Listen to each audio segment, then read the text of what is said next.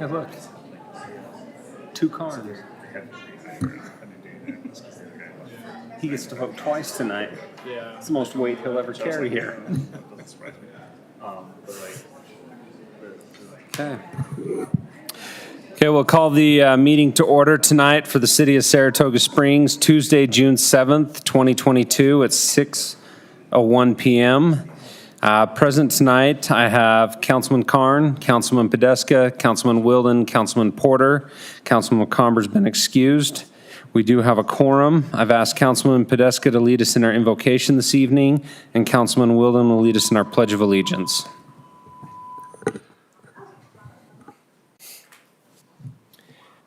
Dear Heavenly Father, we thank Thee for this opportunity we have to meet together as city and residents and discuss the needs of the city, as well as celebrate those accomplishments of our firefighters and at other times our other first responders. We are so grateful for their service and ask You to please continue to protect them and this city. We also ask You to please protect those in conflicts around the world, that they may come home safely, and grateful for the freedoms that we're able to continue to enjoy because of them and their sacrifices. And this we pray in the name of Thy Son, Jesus Christ. Amen. Please rise and repeat the pledge with me. I pledge allegiance to the flag of the United States of America and to the republic for which it stands, one nation, under God, indivisible, with liberty and justice for all.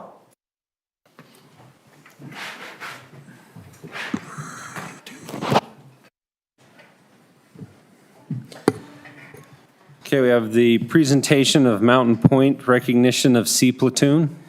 Chief?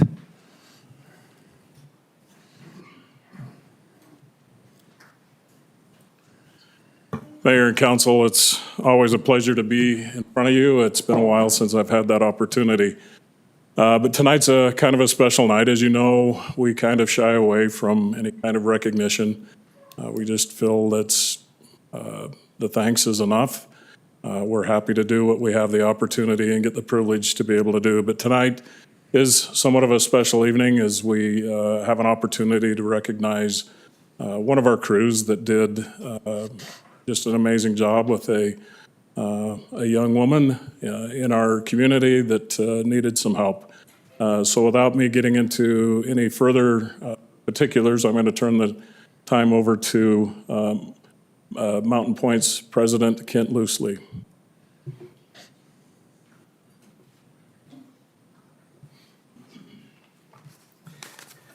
Thank you, Chief. Thanks for giving us a few minutes on your agenda today. Mountain Point has had an anniversary this last week. We have been here now 7 years. Last Thursday in the community, and we've had a great relationship with the city of Saratoga. I can remember it might even been the first week, maybe the second week. We had a fundraising event that I jumped in the frozen lake with some of the city council members, and so have some good memories. Today we do want to focus on honoring the fire and EMS crews here at Saratoga. We have something we call the Amazing Save, and the Amazing Save is when something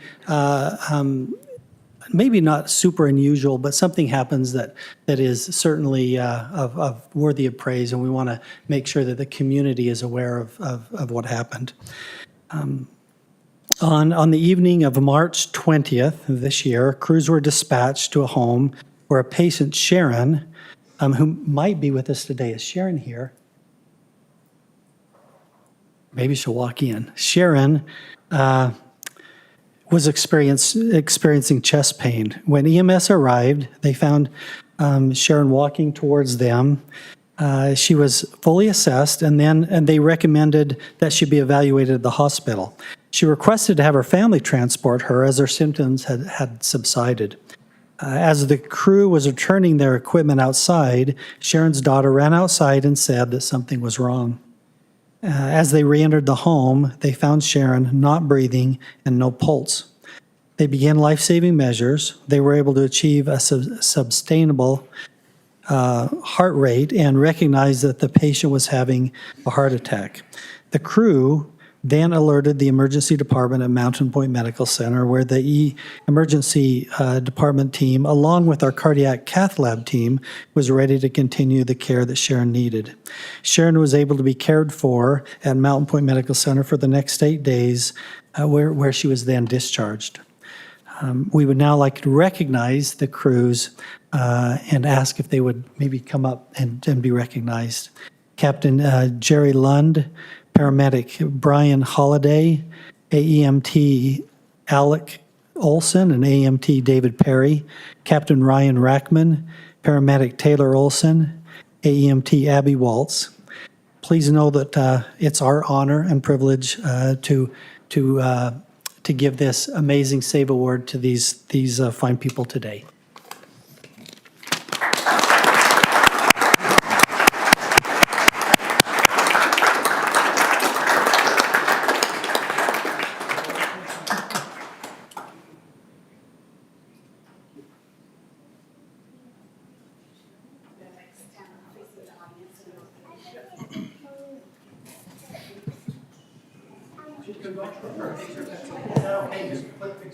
You bet.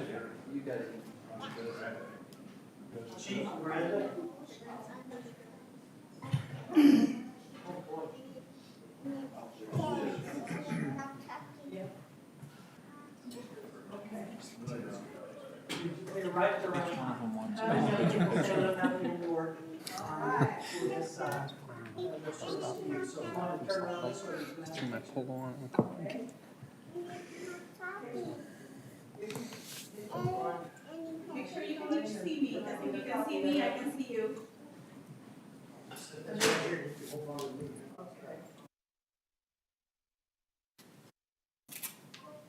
Can you send me a copy of it? Absolutely. One, two. So much.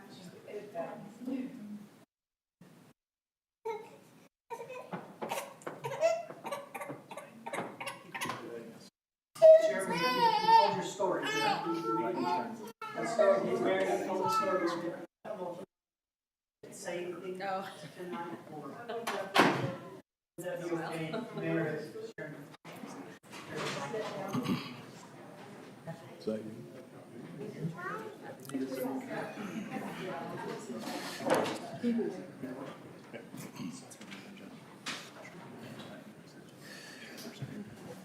Who's the one that first come in the house? That'd be you. And what's your name? Huh? Brian. Brian. Well, I was having heavy chest pains, and I told my daughter, you better call 911. She says, are you sure it's that or is it something else? And I says, no, this is different. And so she called 911. They did my blood pressure, it was really high. But then they said I wasn't having a heart attack. And so I chose not to go in the ambulance, like stupid. I was the one that called them. So thank heavens they were still packing up their things, because I passed out in my chair, basically died, and they were able to run right back in and get my heart started with compressions and at least 2 defibrillations is what I understand, and got me to the hospital. I'm so grateful that they were still packing up their things and hadn't backed out of the driveway, because that's the only way I think I made it, because they were right there and superbly trained. I was the stupid one for turning them away. But I'm doing better now. I just got a word from the doctor today after a cardiogram that everything's improving and looking good. My strength's getting a little stronger. Still kind of weak and shaky, but doing pretty good overall. So my love, appreciation goes out to each and every one of you guys. and to your department for training such excellent men and ladies. They were so friendly and kind and encouraged me to go, and I would love to be an advocate if I can, somehow, anyway, to encourage others to take the ambulance and don't turn it away because it's stupid. So any way I can help, Jess, I'd love to help. So thank you, thank you. I just appreciate it.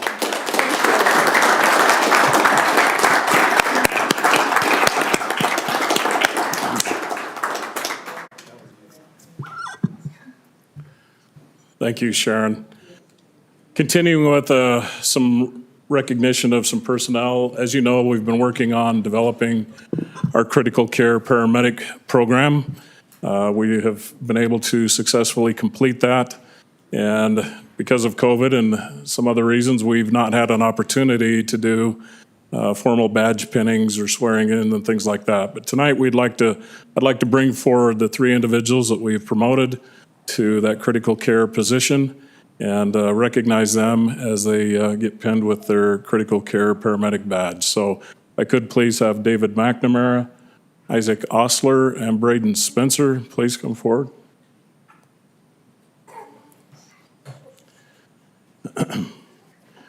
These 3 individuals are the individuals that we have that went through the testing process. We had several physicians and nurses from various medical facilities helping us with that testing process.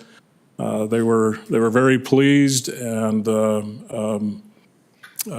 well thought of our process, and they were pleased with the outcome and the performance of the 3 individuals. So without any further ado, we'd like to ask Braden and David's wife. David's wife her name is if I can remember, Kylin. And Braden's wife is Kylie, and Isaac Osler's mother, Jennifer, to pin them. So if they would please come forward.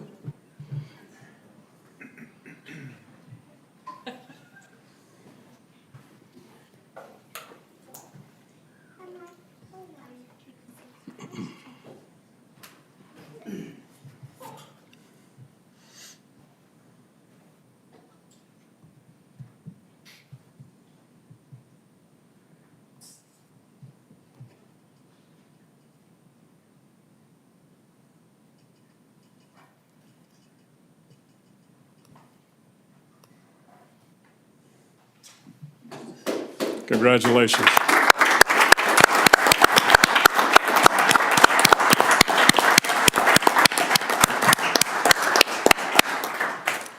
Mayor and council, thank you. Appreciate your time this evening.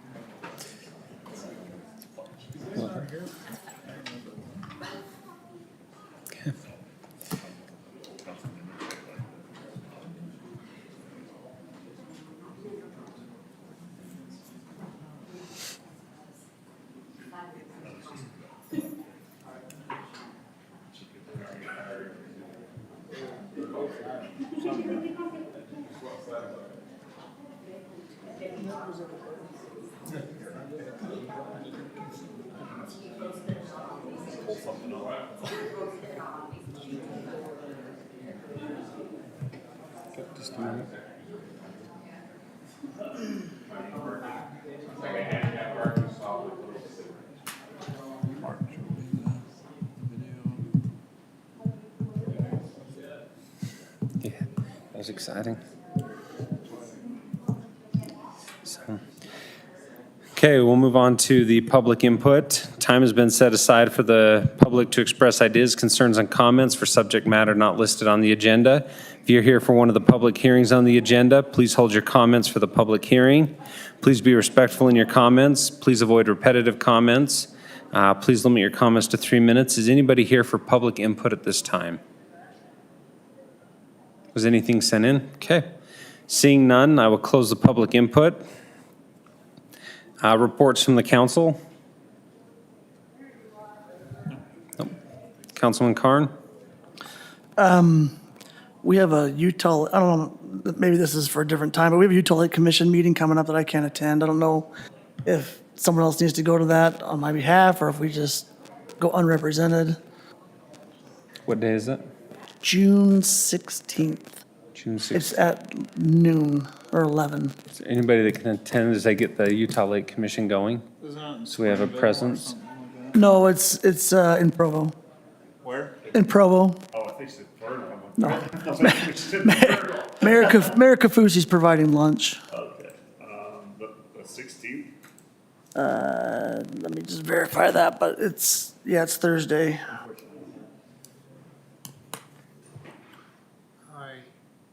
What time at noon? I can get you it's at 11:30. 11:30 to 1.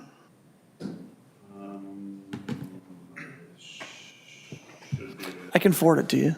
Why do they schedule these in the middle of the day? I guess we're the only ones with jobs, or? Well, I don't have one.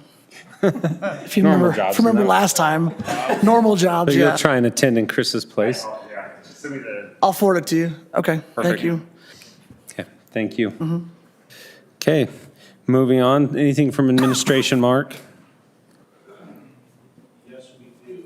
Two items. First, I'm going to let Owen briefly give the council update.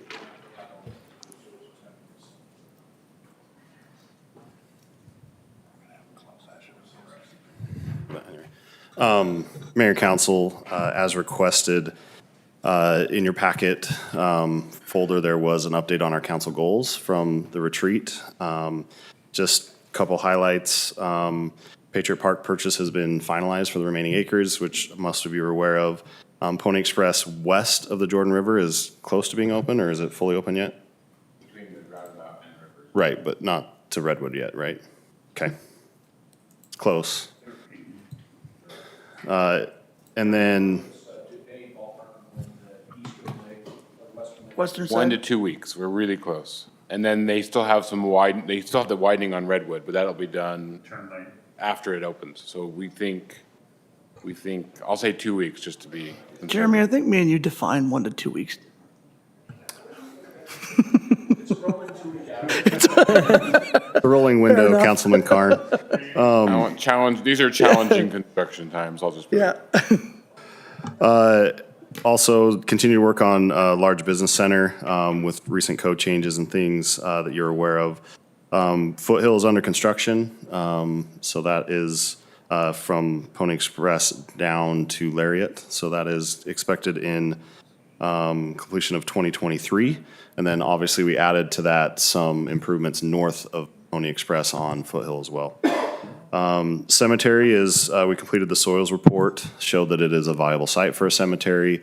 Continue to be some infrastructure needs, mainly access as well, but we'll continue as staff to plan for when we can start actually offering people to buy plots. The hot springs is completed a geothermal condition, which is not as desirable on the east of Old West Saratoga as we'd hoped, but still viable west of Old Saratoga Road on the Patriot Park site. Currently, they have updated the potential recreation site plan to include a hot spring concept, and so we're hoping to shortly get a follow-up survey out to our residents to see their appetite for that now that we've done some revisions to that potential concept. So Heston is working with our consultant on that. Trail system. What's the timing on that survey? As next 2 soon as we can get it, yes, yeah, the next couple of weeks. 1 to 2 weeks? 1 to 2 weeks. Just let it roll. Actually, I'm going to say 3 to 4 just to mix it up for you.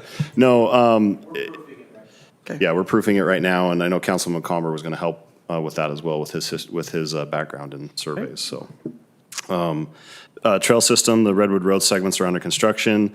Utah Lake Trail is being rebid, and other segments are under design. Library and City Hall, they're kind of the next two yellow boxes. We're working on the RFP for the CMGC process, so we can start that planning of that facility for a future determination of when we want to move forward with that. And then Patriot Park Phase 3, we have not, that, and then also the large park on the south side, such as Encore Park. Those are the two we haven't made much progress on this year. And then North Marina, I know Jeremy worked hard to get $2.5 million awarded by the county with the T-TAB funding. So that, along with the $1 million that we've put in the budget, we're hoping to do some dredging or some other work on that marina this year, assuming we can. I think it's 1 to 2 weeks. We'll have an answer for that one too. That was a joke, Jeremy. We are getting awarded, no, was that a joke? Sorry. The county commission, at which they're making an official award, I believe, is tomorrow. Is it, or no, I'm sorry, a week from tomorrow?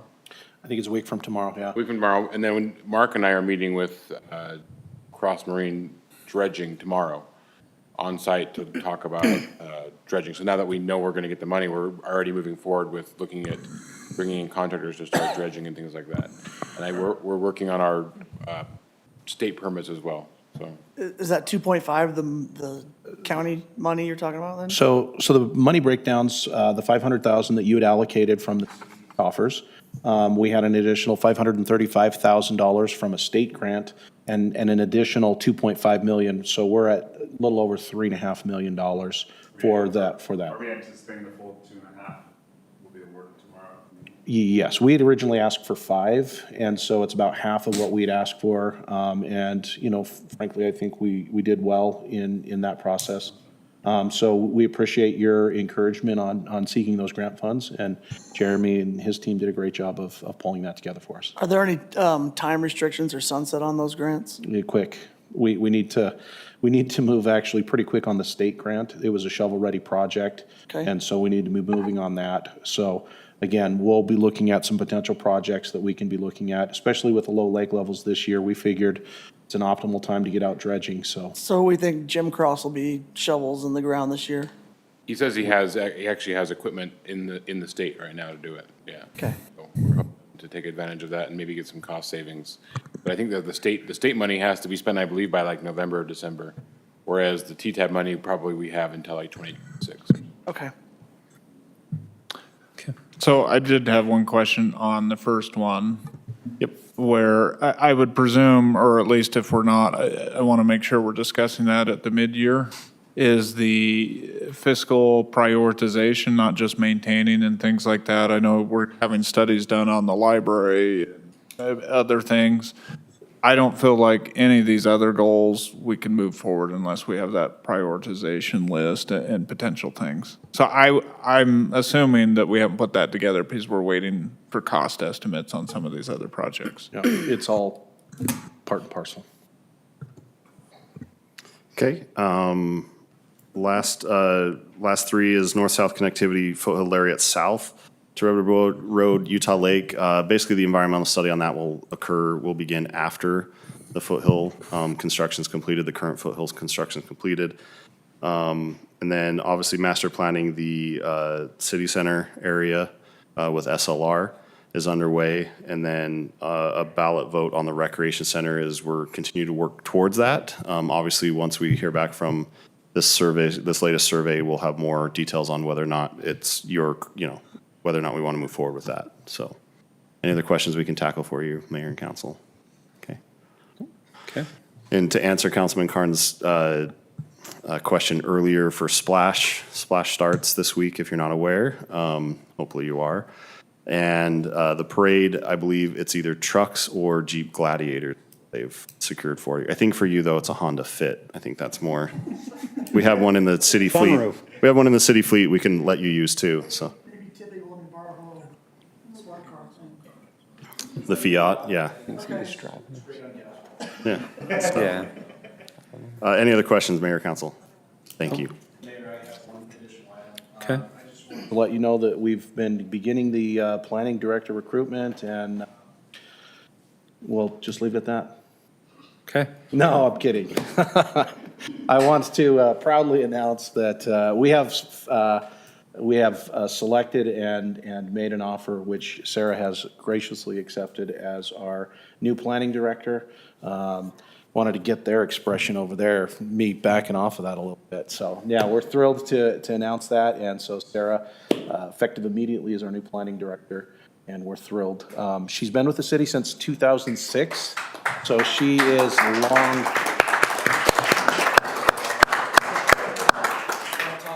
She is. It's like the Academy Awards. She has a long tenure with us. We're done. Okay. Sarah approved the first stop line. Yes.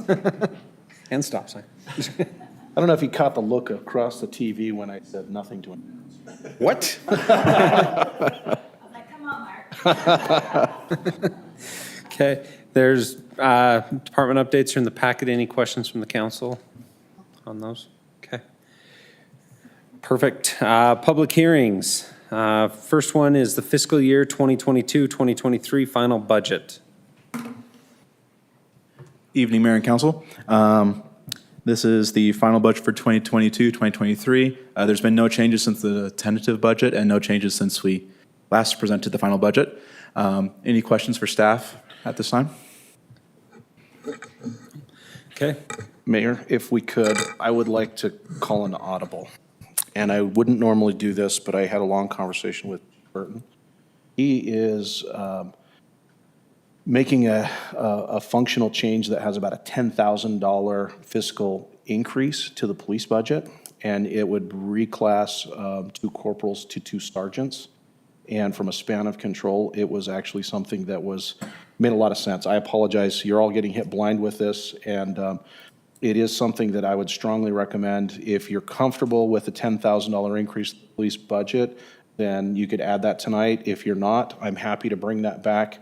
It is something that, functionally, I thought was a good idea that was pitched very late in the game. He knew that, but where we're adopting next year's budget, I felt like if that's something that you'd be comfortable including it, you can include it in the motion. If not, we can provide far more data at a later time and catch it in a budget amendment in, say, July. Okay. Perfect. So it is a public hearing. I'll open the public hearing for the 2022-2023 final budget. Please be respectful in your comments. Please limit your comments to 3 minutes, and please avoid repetitive comments. Anybody here for the public hearing of the fiscal budget? Final budget for this year. Okay. Owen, anything sent in? Okay, seeing none, I will close the public hearing and entertain a motion unless there's any discussion from the council.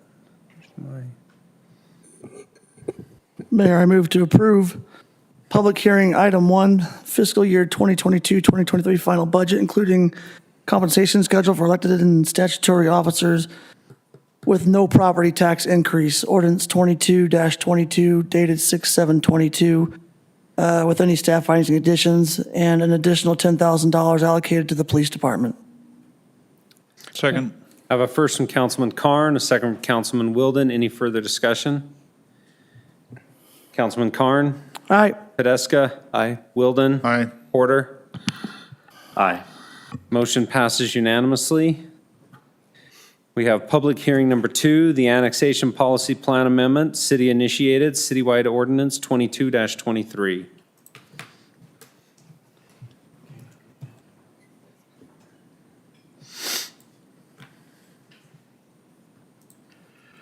Okay, Council and Mayor, we have an item that we have been discussing and working on for some time now, and it's through the legal process as far as review and noticing for the Planning Commission, the public hearing that they held.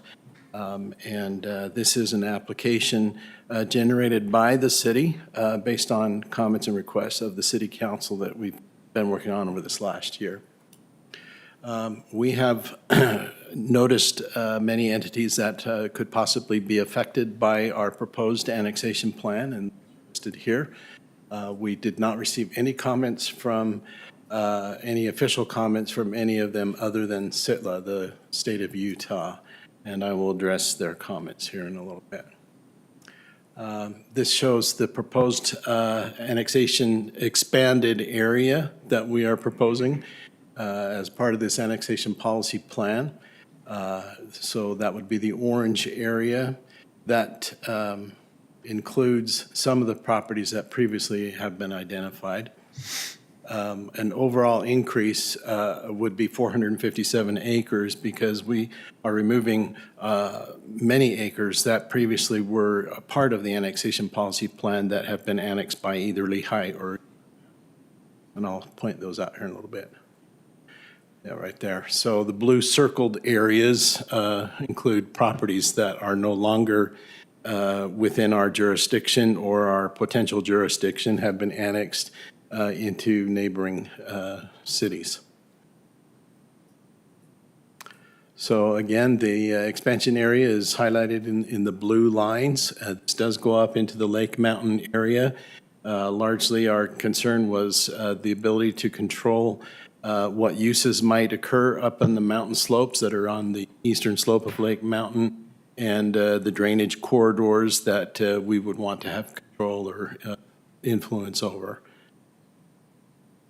So the properties that we considered in this annexation policy plan did initially extend beyond these boundaries. We looked at everything over to Eagle Mountain, but then we determined it would make most sense for us to include those properties that are largely, if not completely, on the eastern slopes of Lake Mountain, that it didn't make a lot of sense for us to include those properties that are on the western slopes that are not currently in Eagle Mountain, but probably that would be best for their purview.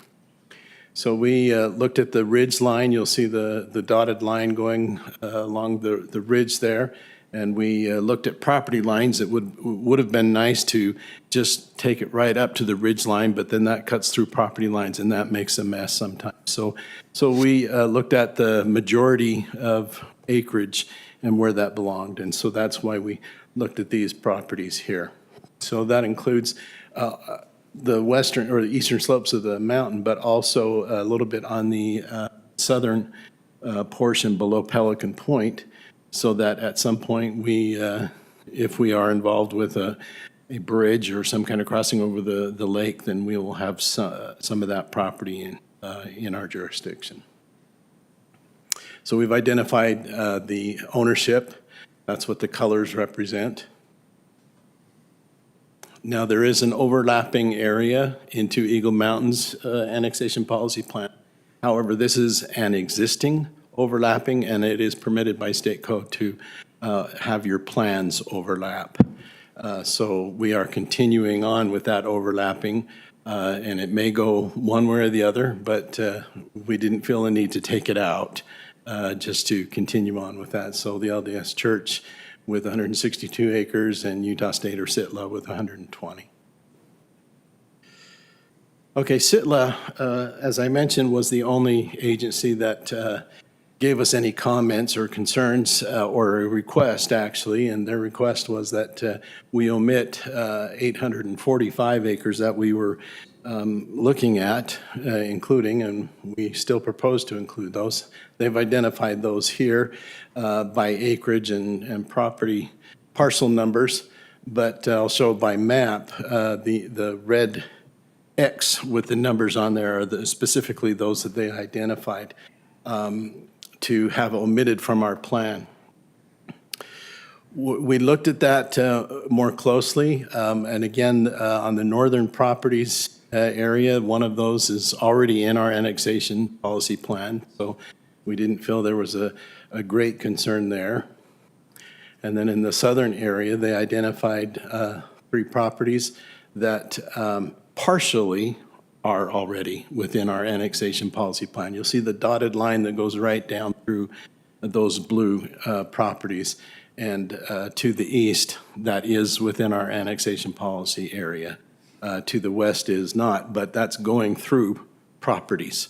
So our line does not actually make sense according to property lines. So we felt like it would be better to extend it over to the western boundary of those properties. So we responded to SITLA. It didn't seem their comments were of grave concern, but they just wanted to make sure that they would be able to continue with the proposed uses that they have and the zoning abilities that they have currently in the county. We responded to their concerns with the following comments. The ridgeline of Lake Mountain served as the basis for the determination. Properties on the east side with drainage corridors that flow east were included. It was in the city's best interest to have involvement and control over mitigating and controlling natural landscape hazards such as fighting wildfires and mountain above our community, any proposed expansion of mining and gravel operations in these Lake Mountain areas regarding access, noise, and other potential concerns. And so we covered that already. Also mentioned to them, we have no current plan to annex these properties, which for the most part have very steep slopes and are largely undevelopable. Any annexation would include an agreement with Sitla. No forced annexations would occur unless there were extreme health or welfare issues. Some of the properties requested for emission are already in our current plan, as mentioned. Staff sees no concern with including these properties in the annexation policy plan boundaries, as any issues or concerns with Sitla's properties can be resolved at a future time, if ever an actual annexation is pursued by them or by the city. Nothing will change for these Sitla properties regarding zoning, land uses, or property rights before annexation occurs. So with that, we recommend from staff level as well as from the Planning Commission a unanimous recommendation that we move forward with the annexation policy plan boundary and annexation map to include what has been presented here tonight. Any questions? Can you go back to the graphic with the X's? Okay, so the dark blue down there, is that stuff that we are planning on? No, the dark blue represents their properties in the area that we are not including in Okay. the areas. Okay. So I was concerned about creating islands, but that's not necessarily a concern in this case. But that's fine. Okay. This is a public hearing, so we'll open it up for the public to express any concerns on the annexation policy plan.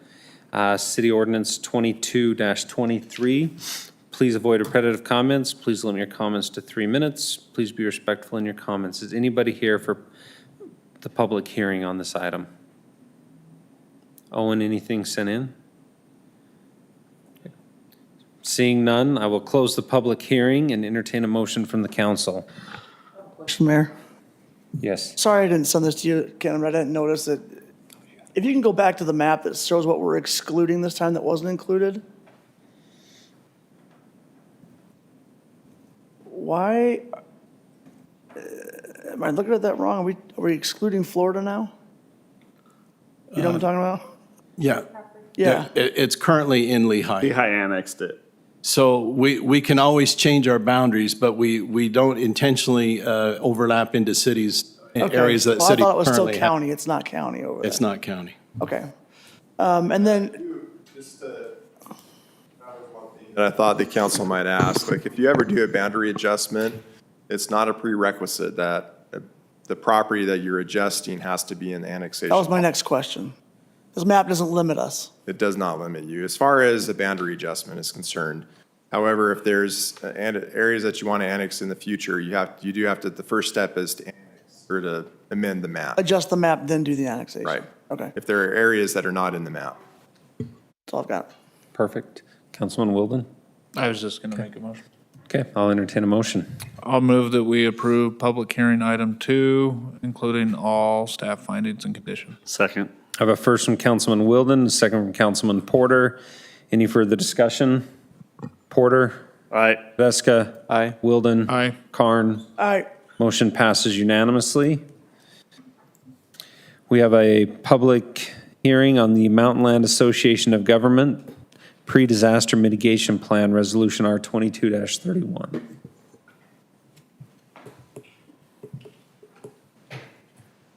Mayor and council, this is a update on a countywide mitigation plan. We're required to have one adopted to be eligible for federal funding. We actually are applying, if you may remember, we got funding to do our own plan about 5 years ago. That plan actually expires this year. We are applying to get funding to redo it, but this will actually make sure we don't have a gap between us being able to redo our plan and adopt it and this one, so that we don't have any gap where we may be ineligible for federal funding. So by adopting the MAG plan, we'll be covered, and then we can still have our own plan on top of that. Okay.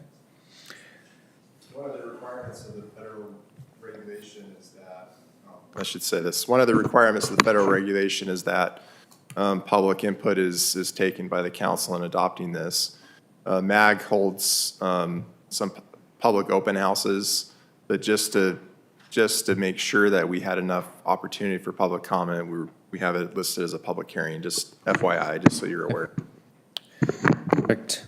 Okay, this is a public hearing. Please avoid repetitive comments. Please limit your comments to 3 minutes. Please be respectful in your comments. Is anybody here for the public hearing on the Mountain Land Association of Governments pre-disaster mitigation plan? Anything sent in? Okay. I will entertain a motion from the council. I move that we approve the Mountain Land Association of Governments Pre-Disaster Mitigation Plan, Resolution R22-31, dated today with any staff findings.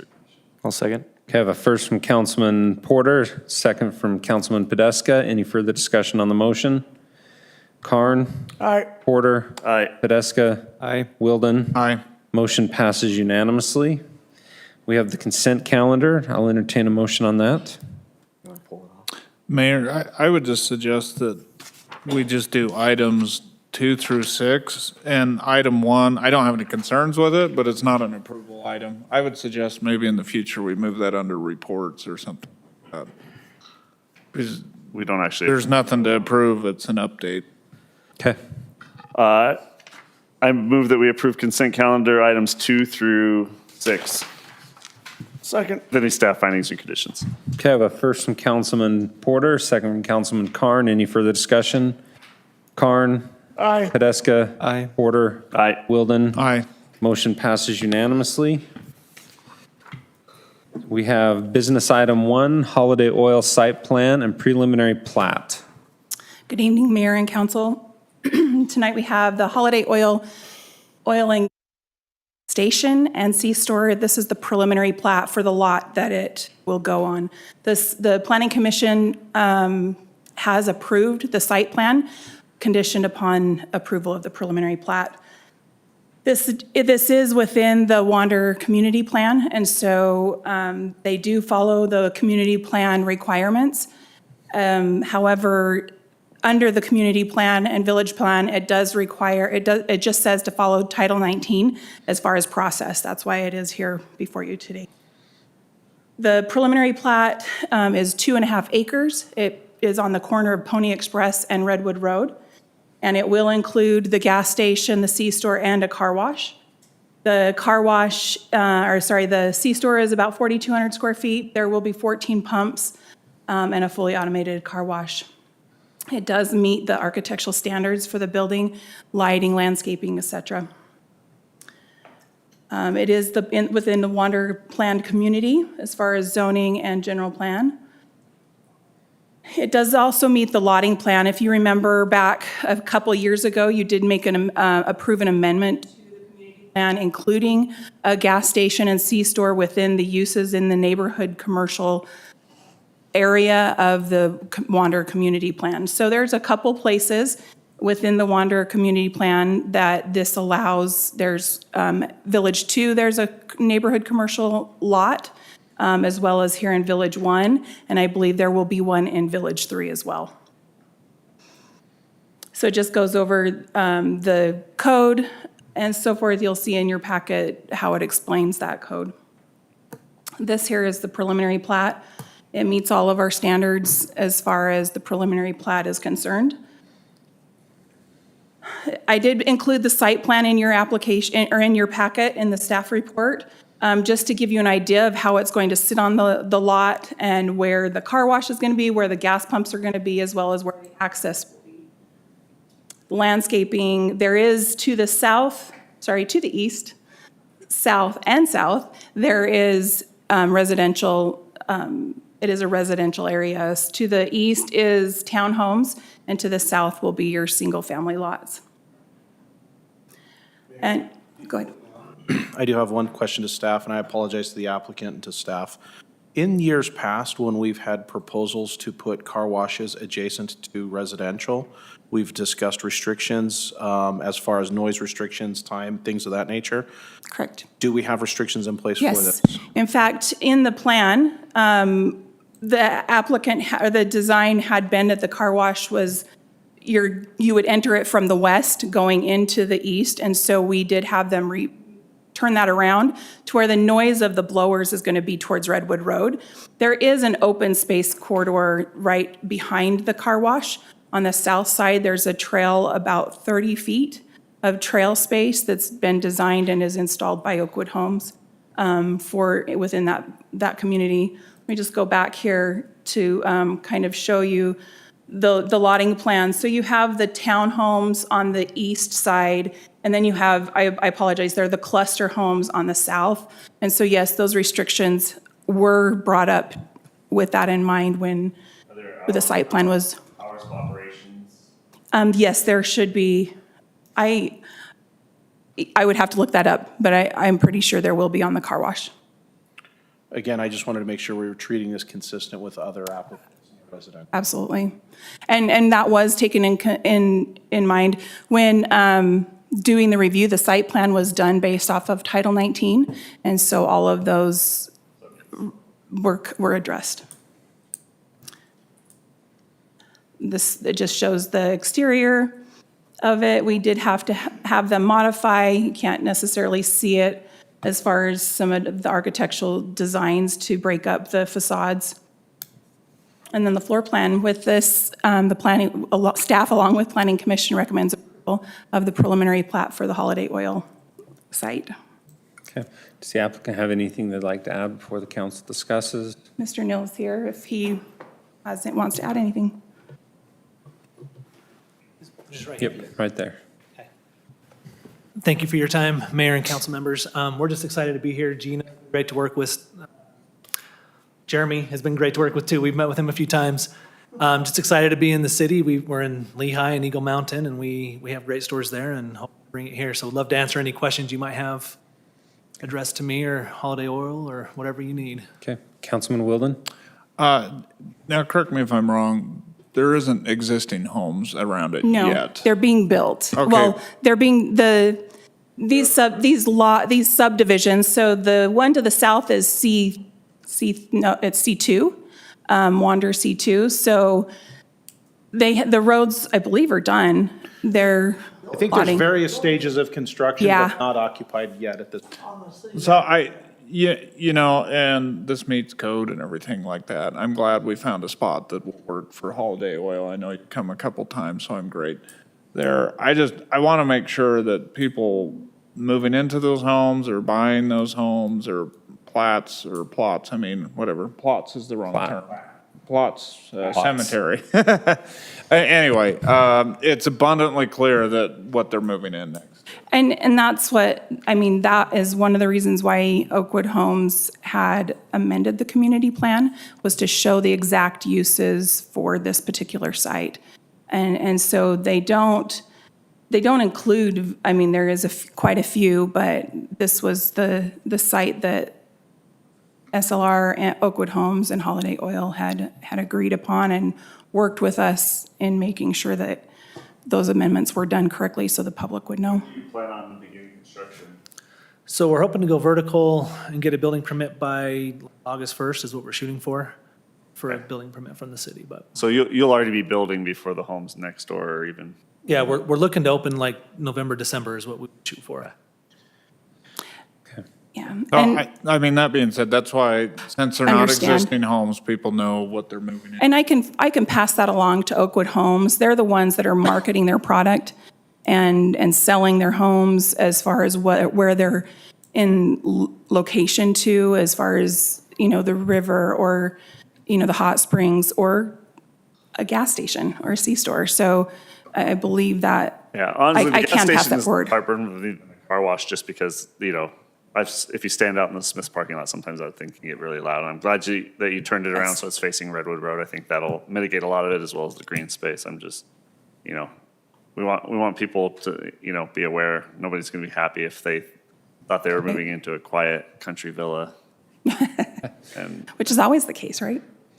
Yeah, and from reading the materials and the city or the planning commission notes, I think you've done a lot to try to mitigate the impact on the others. reading through the checklist, there's still a few items that say do not comply. There were 3 of them, and I have, the applicant does know that those will need to be addressed before final approval and record. Okay, and those are specifically called out in the conditions, right? Correct. Okay, because one of them was like candle lights, I think. Making sure it doesn't exceed Oh, the brightness. Candle foot, yes. candle lights. Yeah, candle I'm getting foot. everything right tonight.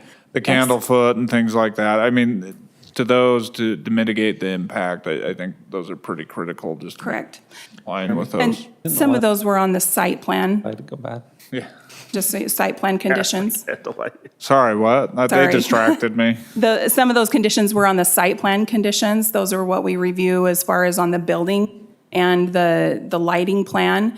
As far as the canopy for the gas stations, the lights on the buildings, the parking lot lights, that type of thing. Yeah. That- put but those were candles by gasoline, so I'm just Right, candle you foot. can't. That would be kind of dangerous. That's all I had, Mayor. Councilman Carn? Yeah, my questions are on your traffic patterns. Your Redwood Road access, is that going to be right in, right out only? Nope, so UDOT has full jurisdiction over that. So we went with their recommendation. It's in the taper lane. So as you saw on the site plan, it does fall in the taper lane, and they didn't want a port chopper or right in, right out there. So it is up to the people's discretion. So we'll have a lot of complaints. Well, and that was brought up during planning commission meeting, and we were mistaken. I think Brent said that they had talked about that in the beginning with UDOT, but then they changed the transition from Redwood Road to Pony on that east side, and so that changed their design. So they did have what he called a pork chop, and that was what was explained in planning commission. However, he verified that because we didn't have it in our plans, and he is correct that UDOT changed the traffic pattern on that. Correct. So, and that's what the city Still, worked yeah. really well with UDOT. So on Pony Express, heading south onto Redwood Road, there's now 2 left turn lanes. So we have smaller sites in this, and I'm just as busy as roads. I mean, Redwood Road is insane, especially in the peak hours. So where people are a creature of habits, we have noticed that they will navigate, go onto Pony Express and head south with the lighted intersection. So Pony is also, you can turn either direction. It's a out. full motion on Pony But it Express. does meet our standards, so for intersections, as far as distance from the intersection to the access. Unfortunately, I think we've learned through sad experience that it may meet those standards and it's still a really bad idea.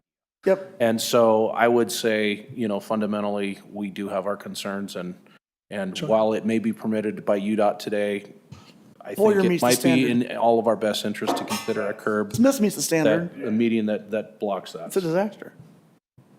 And we anticipate this to be a right in, right out eventually with UDOT. I mean, they're the ones that make that determination.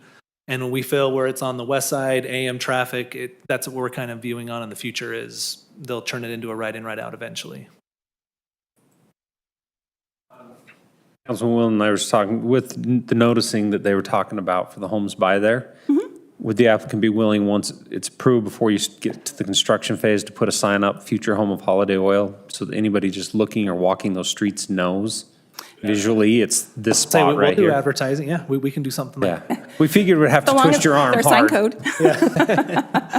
Yeah. Well, Of course. yeah, not many homeowners are gonna go in and look at the planning No. community unless they've been on a planning commission or city. Under our sign code, they are allowed to do that as far as active development signs. Just past experience says people don't actually look at the map. They go out there and go, oh, it's a dirt field, it's for 20 years. Even when they're buying their home. There are, I'm looking at our city map, there are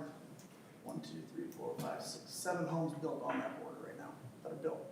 Yeah. Not moved into, there's no driveways, but they're, It goes all the way up to the property line. yeah, they're all the way across that southern property line, there are. Well, and remember, there is a 30-foot trail Yeah. access there. But So, just so yeah. there's awareness for people buying homes, because we're to that stage. Sure. If we could get a sign up sooner than later. Absolutely. I think the Work with sign them on needs to that. say, you're 100 feet away from your Slurpee heaven. I I mean, see, sorry. not, Freezes. Not often do we put a condition that we want you to advertise, but I would actually like to put that there, not using the words advertise, but. Just so people are aware of what's on the corner. Yeah. Okay. We can, It'll make your life easier too, because if we get complaints, people that say they didn't know, then it becomes a thing. Sure. We'd rather avoid that from the get-go. we can make sure that happens. Okay. I will entertain a motion. You gonna do it? I move that we approve business item 1, including staff findings and conditions, adding a condition that a notice of holiday oil or it's holiday oil be put up as soon as feasible. Future site of holiday oil. Okay. I have a first from Councilman Wilden. I'll second. I have a second from Councilman Podeska. Any further discussion? Porter? Aye. Karn? Aye. Wilden? Aye. Podeska? Aye. Motion passes unanimously. Thank you. Thank you.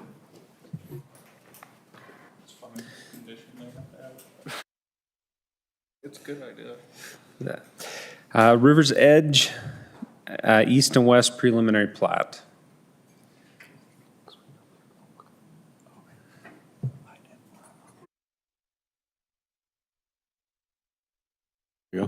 Mayor and Council, this is a continued item for from the May 3rd meeting.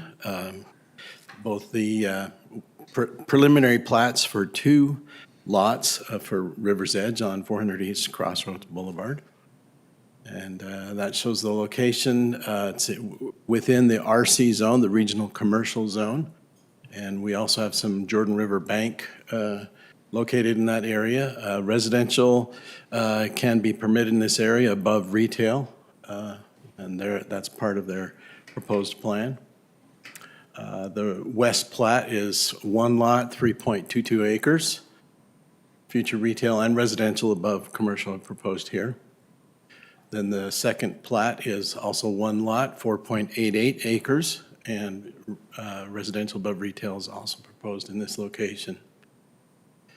Concept, wanted to show the conceptual plans. The council had the opportunity to review some of the conceptual plans previous to this meeting, and wanted to bring up some of those, not the whole presentation that was brought forward, but some of the important points here. Total 9.3 acres in regional commercial, and it's affected, 6 acres are affected by the waterfront buffer. And this is to show the regional commercial zone. The yellow boundary lines are the overall property area. And then the waterfront overlay extends over most of that, or more than half of that property. So just briefly, the waterfront buffer requirements requires that no disturbance will occur within 50 feet of the Jordan River high water mark, with exception of smaller amenities less than 300 square feet. So this is a rendering of looking westward with the river up front, or the bottom of the picture. The various uses that are being proposed and the proposed architectural style of the buildings. There's a proposed or a conceptual plan of some unique architecture for their buildings. Another building that would be on the west plat, that would include commercial on the bottom and residential on top. We show the overall plan for the various uses here. One of the uses is a ground level hotel, the ground level facing the river. The unique boutique type hotel rooms that they're proposing, we feel is a good fit for this particular property. This is to show the buffering that is required for hotels based on the requirements of the zone. So the area that is outside of the buffers is the area that they're proposing for the hotel units. So the residential units if you recall, are kind of a unique layout so that they have windows and doorways, or at least windows looking both east and west, so they cover the full width of the building. And they're proposed to be more upscale type residential units. So with that, this has been reviewed by staff, and we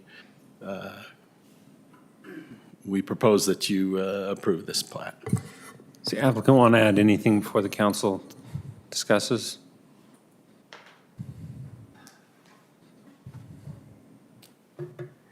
Hello again. Hello? It could have been on a blooper reel. Justin Earl, 2630 Canyon Road, Springville, Utah. There was an image, can you just go back to the rendering? It's a 3D rendering from the east looking west. Right there, just so there's no confusion. The site plan that Ken showed is accurate. We've slid the pool in line with the buildings. We just don't want you to think that we're showing you two different, we're showing this, but we're actually doing something different. The site plan has the pool slid inside so that we're disturbing less ground close to the river. If you want to go to the site plan, you can just show them the differences. There you go. You can see here how the pool is slid in line with the building. So just, there's a little discrepancy, and this is the one we're going with. Perfect. Okay, comments from the council? If not, I'll entertain a motion. If you've got comments, I just. Oh, I was just gonna say, I appreciate the effort you took to go and review this with us. I think this addressed a lot of our concerns. I think it's really well done and aligns with at least mine and some of the others, the vision of what we were thinking about in this type of area. And based upon what I've seen is I feel like your site plan, when it comes forth, will be able to comply with all the plat requirements, because that's what we talked about last time. So I think this will be a great development and aligns with what we'd originally viewed. Okay. Yeah, I just briefly, when we met with you, I think the thing that impressed me the most was, the willingness to do something a little different, and the amount of thought that you put into embracing the river and the riverside location. It really, I do hope that this becomes an example we can point to when other people come to develop along the river or along the lake shore, and say, when we talk about lakeshore or waterfront development, this is kind of what we're talking about. I think that a great deal of thought was put into it, and we've had a few other applicants come in over the years, and they generally don't catch that vision, and so hopefully you'll be a great example of how to do this correctly. Thank you. I just want to mention two things. Just new information. Just today, actually, we had a conference call with probably the leading restaurant broker in the state of Utah, and he's already identified a few kind of higher tier type restaurant uses that could be really great along the river. So we're pretty excited about getting that process started. And then just on the design side and the thought, this is totally irrelevant to you guys, but our architect, he's out of state, and he said, I'd be interested in negotiating instead of a fee for my services. Let me live here. So that's the level of design that we're trying to put in this, where the architect wants to live. Excellent. Perfect. If there's nothing else, Can I ask a question, though? This is more for staff. I realize this is not a site plan, it's a concept plan. or preliminary plat. Well, they're sharing with us a concept plan for the preliminary plat. And then on like the checklist that we normally see, there's a whole lot of TBDs. And I know that's because that's part of the site plan. Right. But not that you would do this, but I'm thinking about for future developers, like how much do they have to hold to the concept plan that's being presented to us? Okay. I might defer to Kevin on this. He's given a little guidance. Well, yeah, I mean, a concept plan is informal, so they would not have to comply with that as long as the site plan is meeting the code. Okay. we've heard from other developers in different zones that the site plans are now binding, or the concept plans are now binding, and so I want to make sure I'm clear on. The only time a concept plan would be binding is if it's attached to like a development agreement. Okay. Can I add too? So even if we got a site plan application, right in this moment, it could still change. So with any application, any concept plan, so even if it were to be binding, it's still not binding in the effect that they can't do anything else with anything. So I just wanted to mention that. That's fine. Well, and I'll say from our meeting, the meeting we had with you was much different than others without disclosing too much, and that's where I think as a council, we got comfortable. The other one was boxes, which hadn't, the commercial, the waterfront was really an afterthought. And so that's the difference there. That's the difference. And what I would say is then on the future, we can't do this for this. I think then, like, we need to bring the site plan back to the council so that we don't run into this type of scenario. And the waterfront, the buffer overlay is a requirement. It is a code requirement. So buildings facing that and having the trail and having that, be an amenity along the river is a code requirement. So I'll let you know, also on our list, we are looking at proposing a code amendment that will create gateway areas in the community, and that site plans for development in the gateway areas will come to City Council for final approval. And I'd like to thank the applicant because they actually brought that to our attention that some other cities in the area were doing that. Yeah. And I was like, that's a great idea. Why don't we have that? So short of that, for this particular development, just wanted to let you know, we will inform the council when we have a site plan proposal. We'll shoot it past you just so that you know what it's for. All right. Okay, I'll entertain a motion. I move that we approve Rivers Edge East and West preliminary plat, item number 2, with all staff findings and conditions. I'll second. Okay, I have a first from Councilman Porter, second Councilman Podesta. Any further comments? Karn? Aye. Porter? Aye. Wilden? Aye. Podesta? Aye. Motion passes unanimously. Thank you for your time. Mayor, if, can we get some clarification on that site plan issue as well? And we can probably handle this under reports, but do you want all site plans to come to the council? Ken mentioned site plans in the what did you call it? Gateway areas. Gateway area would come to the council. Do you want to just see those, or do you want to see all site plans? Gateway is what we were for at. approval? Gateway. Okay, so the rest of the site plans, okay. Agree, but Are we fine with no commercial? Because I thought This is commercial. yeah, I thought we were wanting the site plans just for commercial. that was going to be my question, is what areas do we envision at the gateway? Is that just the entrances to the city? Because I would think like the city center, even though that's under the DAP, and so the site plans normally come to us, but anything that's really central to the city? Okay.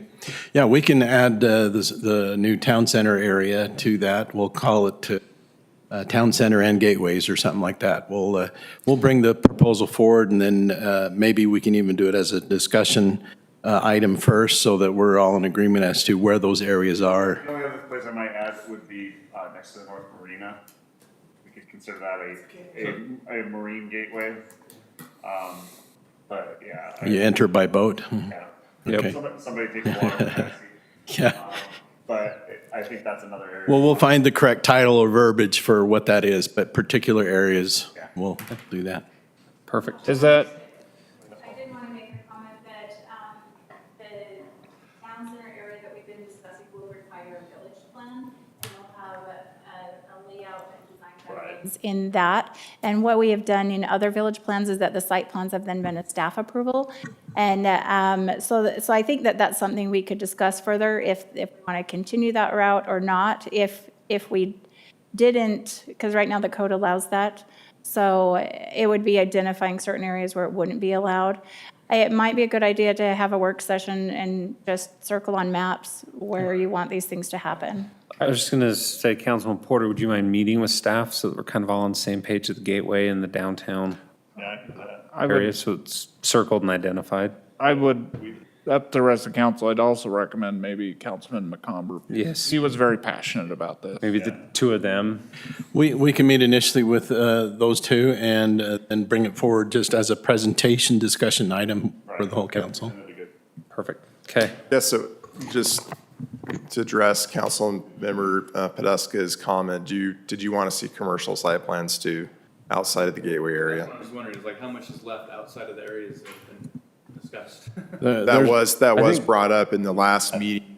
Commercial site plans was a request. Well, and then also a reminder, because this was different than what we typically see, because we've been doing so much under the DAP for, I think, obviously they have their own code, and so we're just used to seeing the site plans.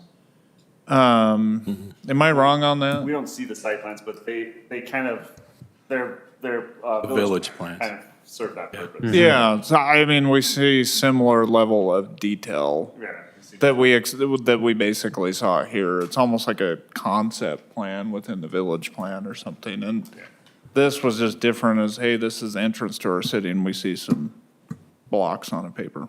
So. Perfect. Okay. Star Haven internal accessory dwelling units. Okay, council will recall that we recently updated a new IADU map, which identified the approved and prohibited and potential areas for IADU community. With that approval, we included the Fox Hollow area as being an approved area because they had made that request prior to amendment going forward.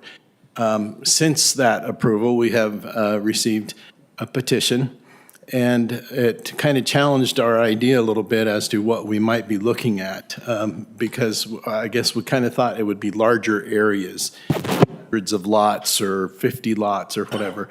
So we got this petition in for a 6-lot small neighborhood.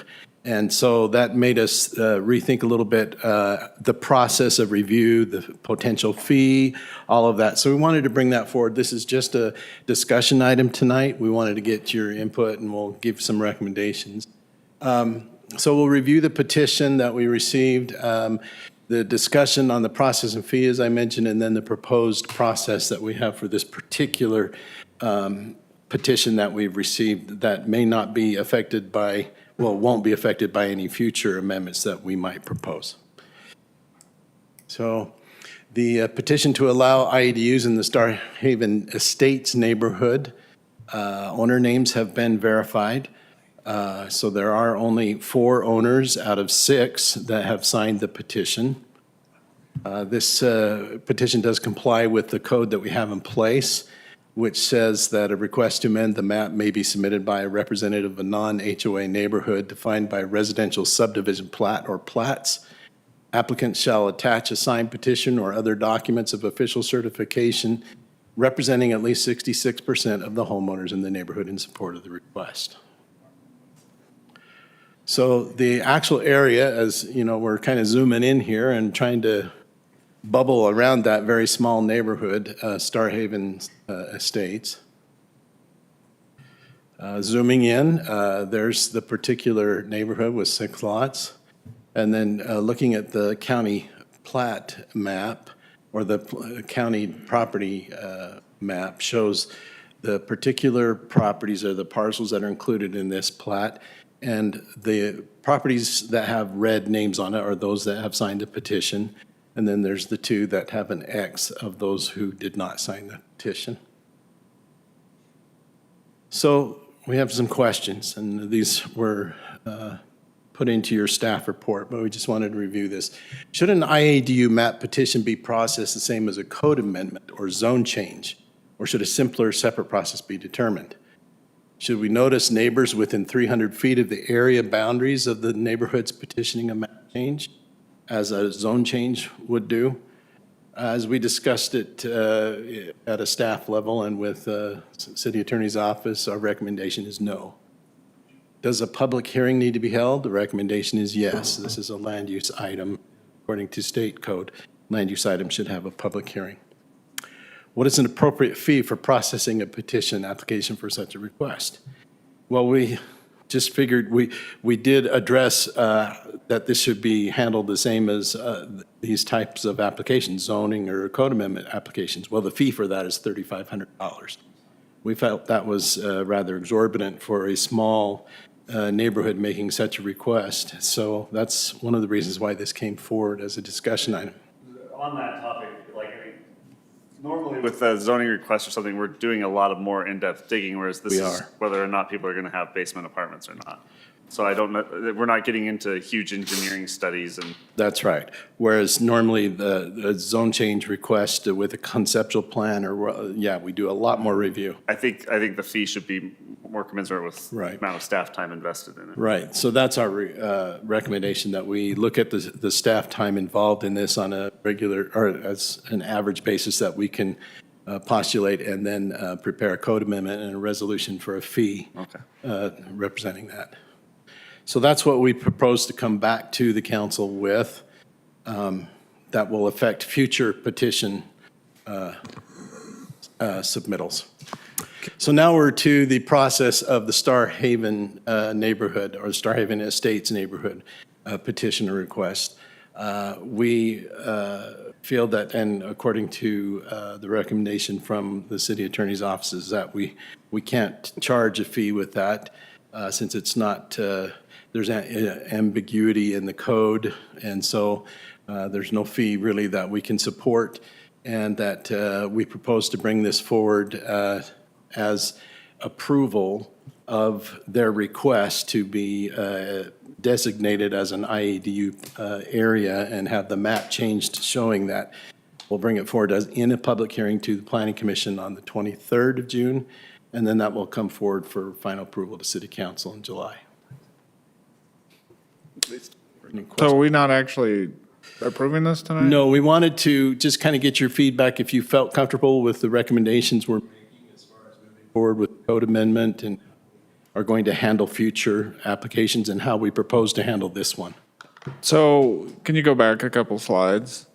Yeah, just one slide, sorry. Where we talk about don't notice people within 300 feet, you know, that's fine, but do we notice the whole neighborhood?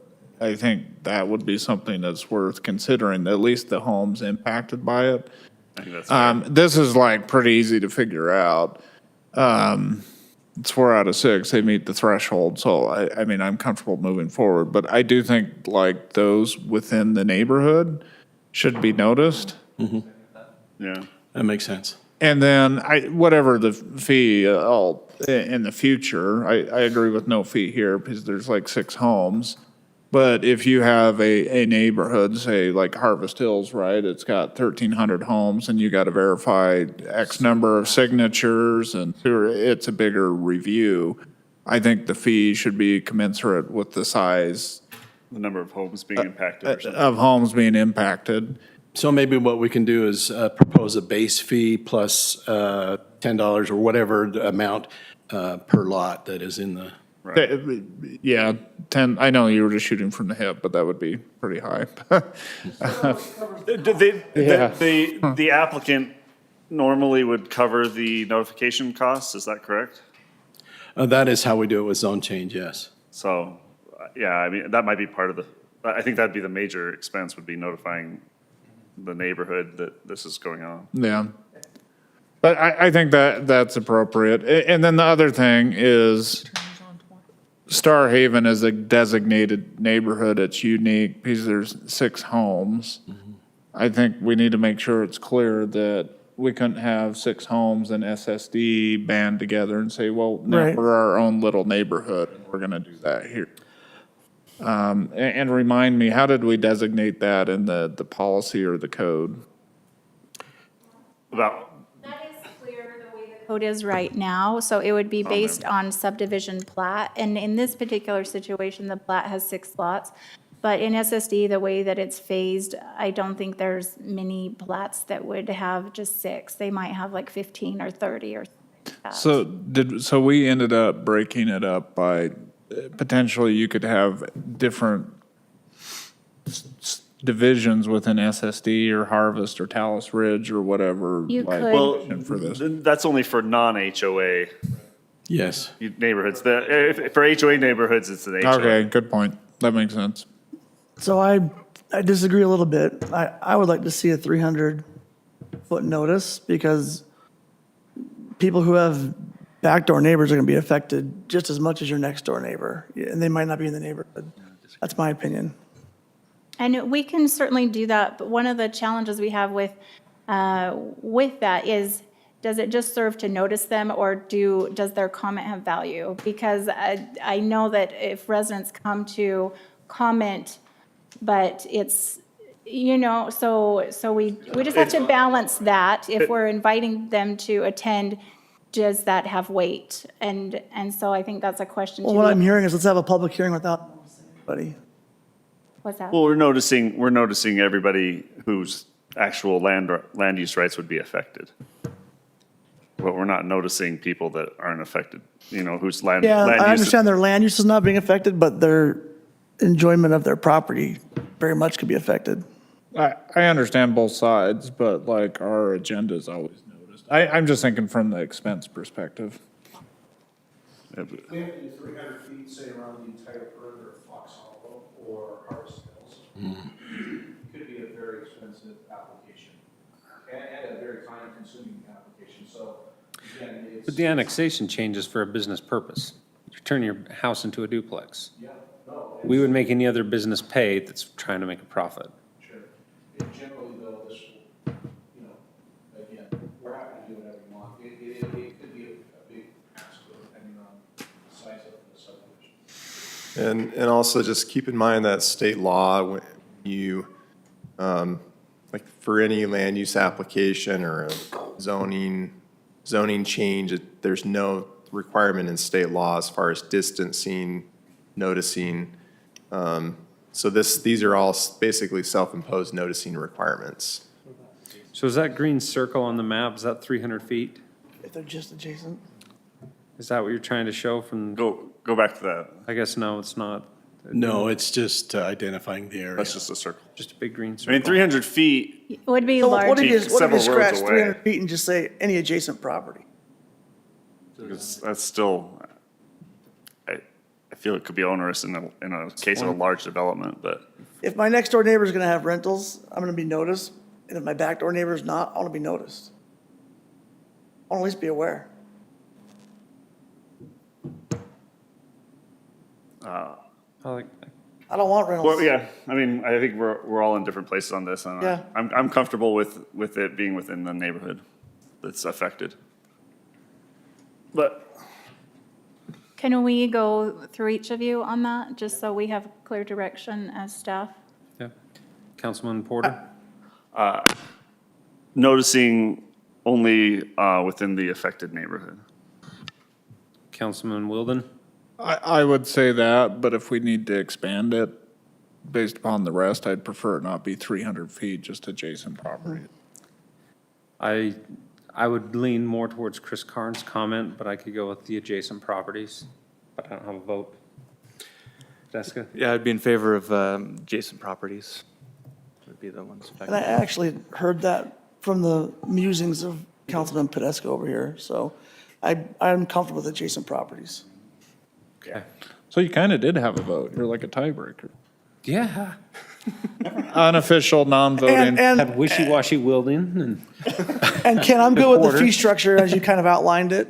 It should not be onerous. 3,500 is ridiculous for something like this. We should make it as low as, that should not be a barrier to entry for something like this. And I would suggest if it's a small neighborhood, I don't know, fees waived.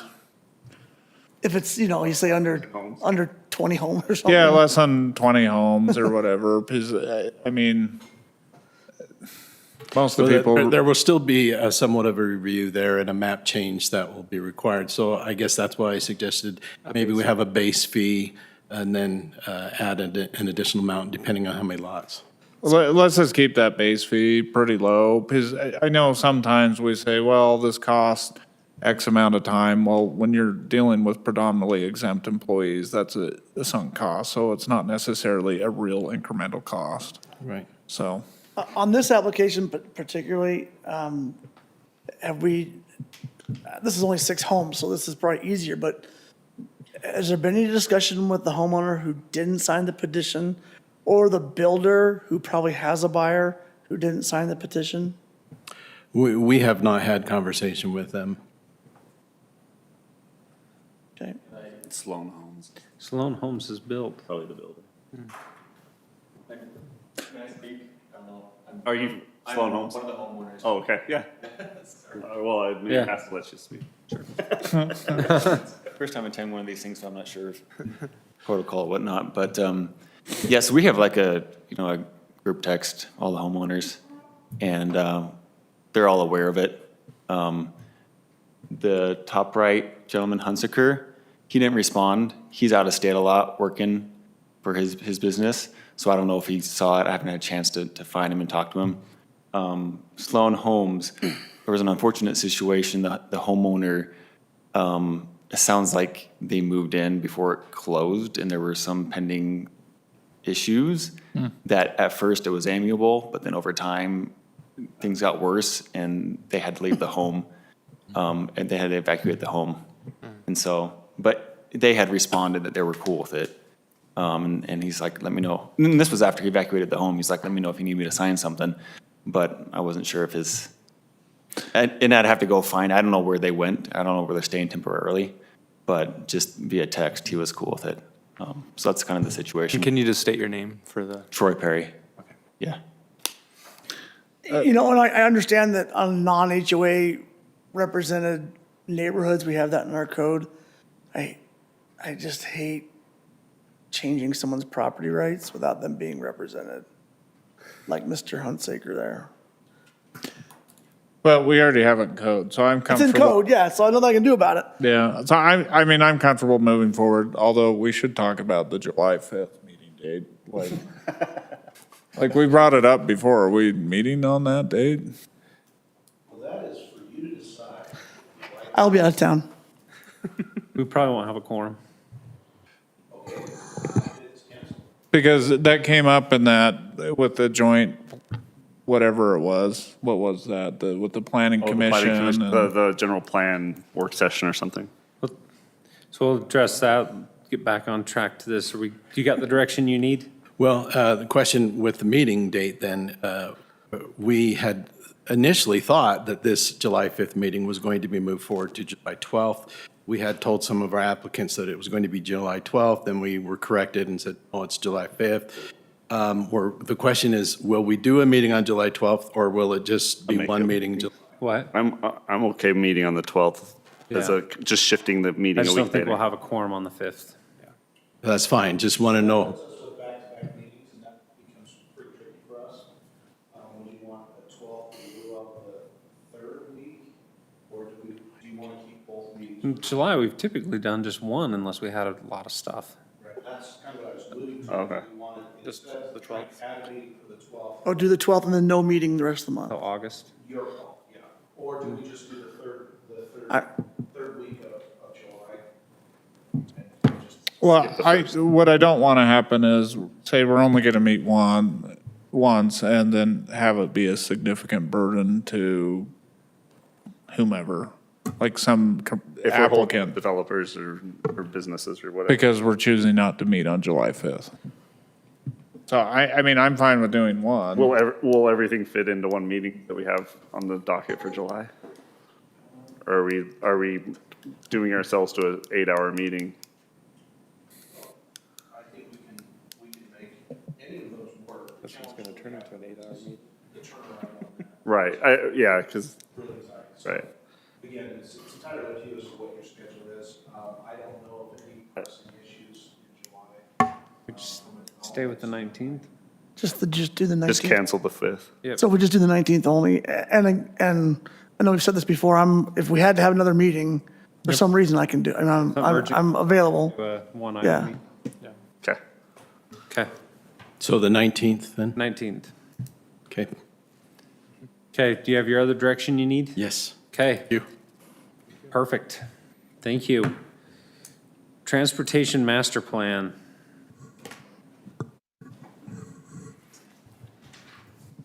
Mayor and council, just bringing this back to you. Last time we tabled it because we were waiting on a few updates, some edits, and those were completed. So happy to answer any questions you may have. Any questions? Okay. We don't, nope. We need an emotion for the ordinance. I'll move that we approve business item 4 as stated on the agenda, including any staff findings and conditions. A first from Councilman Wilden, I'll second. second from Councilman Podeska. Any further discussion? Karn? Aye. Podeska? Aye. Wilden? Aye. Porter? Aye.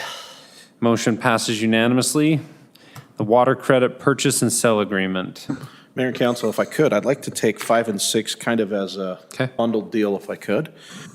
These two items are really around us having the opportunity to acquire some central Utah water. We currently, as you know, have a 10,000 acre foot contract. It's a 3-party contract in the sense that we as a city acquired the 10,000 acre feet back in 2009. However, we're in a separate agreement with the CPB or SLR they're the funding mechanism for this.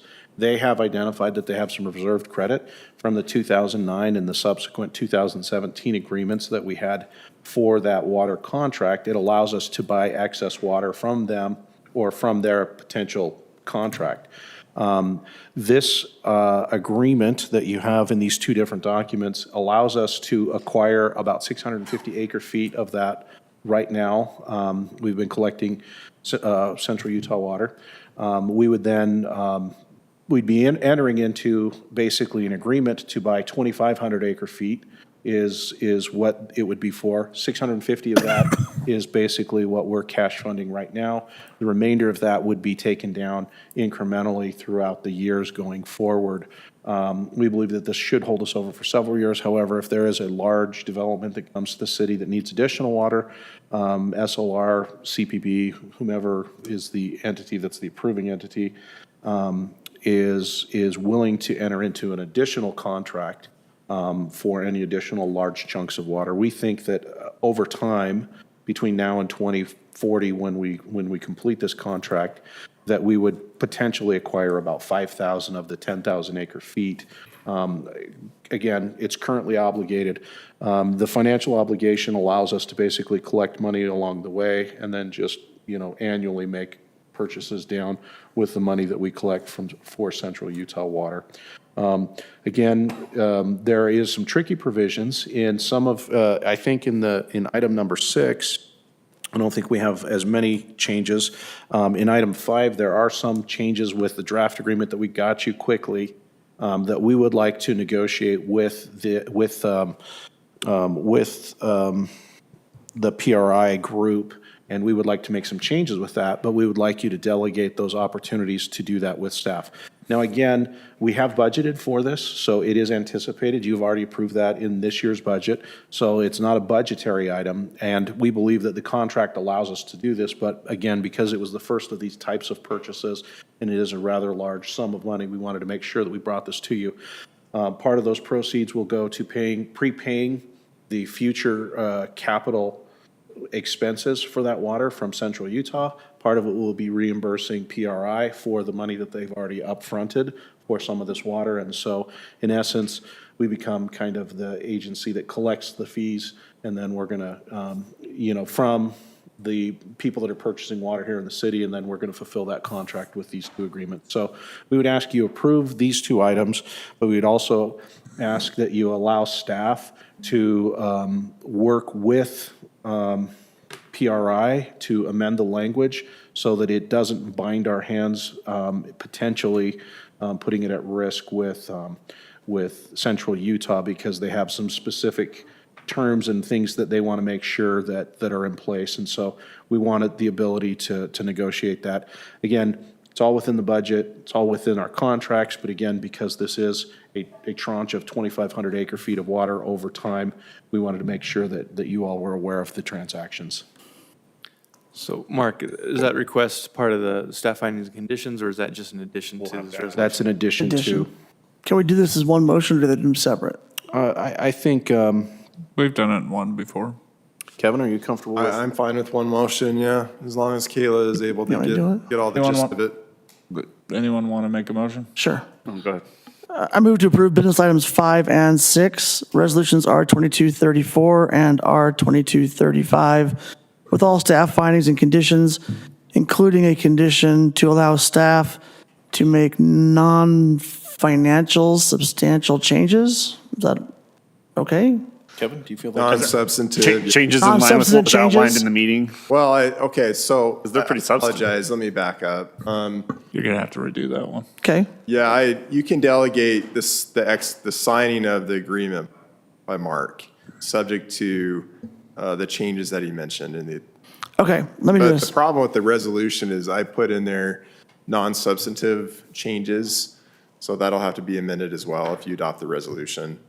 And that's why, I'm sorry, I apologize. I thought you Change were. the condition to, Okay, so I move to approve business items 5 and 6, resolution R2234 and R2235, removing or striking the non-substantial changes and allowing staff to negotiate items as discussed in the meeting. We have a first by Councilman Carn, second. second by Councilman Porter. Any more discussion? Carn, Aye. Podeska, Aye. Porter, Aye. Wilden, aye. Motion passes. Mark, do we have a need for closed session? We do, if we can. So moved. Do we have a second? Yes, second.